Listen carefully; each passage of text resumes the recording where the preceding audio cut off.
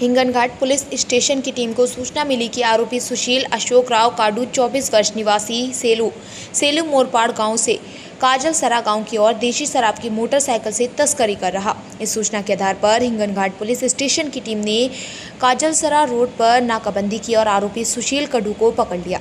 आरोपी के कब्जे से देशी शराब और मोटरसाइकिल क्रमांक MH32 M4028 बरामद की गई। पंचनामा के दौरान आरोपी के कब्जे से कुल 52,400 रुपये का माल बरामद किया। पुलिस ने मौके पर माल जब्त कर लिया और आरोपी के खिलाफ आबकारी अधिनियम के तहत कार्रवाई की।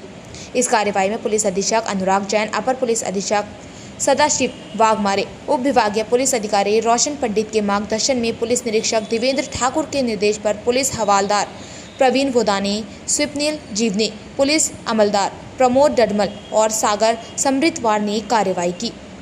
हिंगनघाट से योगेश लखोटे की रिपोर्ट।